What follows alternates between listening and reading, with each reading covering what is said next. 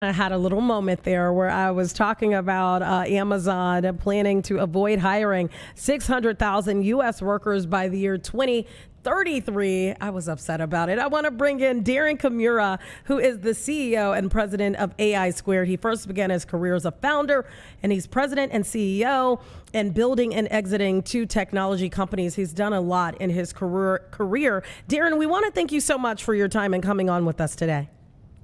Oh, Tia, it's my absolute pleasure. Thanks for having me. So I was talking to someone else about this. It got me a little fired up when I saw how many U.S. workers may not have employment because of these robots. When it comes to the manufacturing sector and warehousing and deskless roles, that's a hard one to say. Should we be concerned as humans that these robots are going to take all of these jobs? Is this a concern that we should have?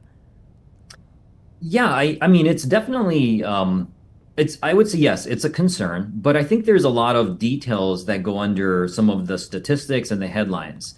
So, for example, let's kind of start with the Amazon 600,000 jobs report. So, if you kind of read into that, what they're talking about is Amazon has, based upon its current growth, the expectation to double its sales in the next 10 years. And based upon the amount of people that they have working in these factories today, they have an estimated amount of jobs that it would effectively have. Now, they're also deploying more and more robots, more and more artificial intelligence and additional technologies. And in doing so, they're able to reduce, a percentage of those jobs. So that 600,000 job number is actually not jobs that will be fired from the current Amazon workforce. It's actually jobs that will not need to be hired in the future. That's one thing to think about there. And I guess one more thing I guess I would mention there is also when those jobs are not hired in those areas where the robots are doing the work, there are other jobs that are being created. And that's what we've seen over time and what also I expect to happen here when this gets fully deployed. Darren, we hear a lot from people in the AI space saying, hey, don't be scared of AI, learn AI, make sure that you're equipped for the changes that will happen within the workforce. I see something here you have in your write-up, you have upskill. Talk about upskilling and really what that means and what workers right now can do to prepare for this new wave of technology. So first of all, I 100% believe that this is an opportunity for every single one of us to get a little bit smarter, a little bit more knowledgeable. I, for example, have chosen to go back to school and do a PhD in artificial intelligence because I recognize that this is a new field. It's based upon technologies and techniques that we had before, but not one that I was really that comfortable in. And I wanted to learn a lot more about it. So even I chose to go back and become upskilled. And that could mean a variety of different things. So in the case of robots, for example, which, Amazon already has over 1 million robots in their factories, that could be things like understanding on how to repair robots or how to program robots or how to make sure that they're operating efficiently, how to manage some of these AI technologies, these workflows, as we call them, all the way down to how do we build AI? Humans can bring in a variety of different elements that are not inherent upon AI today. For example, safety, security, ethics. And I think this is also inherently human. So this is something we have within us. Understanding how the technology works allows us to then bring our knowledge and our abilities to make sure that the technologies of tomorrow are going to be safer and better. I like what you said there, even about your learning curve and how you went and learned this. Where do people start? Where do you suggest people that are in the workforce right now, maybe all they know is ChatGPT, right? Maybe that's as far as their knowledge goes. Where do you think they can go to learn more? Are we talking about a community college course? Where can you go to learn more about AI? I think people will want to learn it in different ways. So learn it in the most effective way for you. It could even be as basic as watching TikTok shorts on AI and what is AI and how to code AI and what are agents and those as basic as that, or watching YouTube tutorials and how-tos on that. Start there. That's easy to consume. You're already doing it. Maybe just shift some of your time from whatever the latest fad is into learning. I think it can start as basic as that and work its way all the way up to things like you mentioned, community college, for example. It could be virtual learning. There's probably no shortage of 10 or 12 courses I've taken online for free on Coursera, that are available to anyone and everyone, offered by Stanford and MIT, just by you registering and spending a little bit of your time to do that. So you could kind of take it there all the way up to things like what I'm doing, going and finding a university that is curating content in the way that you want to learn, and really investing in that. So there's so many ways to learn. Finding a mentor. Large companies, Amazon is a good example. They actually have apprenticeship programs in robot training. So different organizations are also offering these kinds of upskilling opportunities for workers. I love to hear that, because sometimes people feel like, I don't even know where to start. I feel left out. I'm not on this train. Let's talk about some of the positions in which you can work alongside AI and not fully be replaced as a human. Yeah, absolutely. I think the positions that will definitely be replaced are going to be those kind of frontline roles where, if you ever had to return something to Amazon, and you engage with a chatbot, or maybe even pick up a call and go through a auto attendant phone interaction, like those roles, I think will definitely be replaced. Now, what happens as those are being replaced is that you need human supervisors.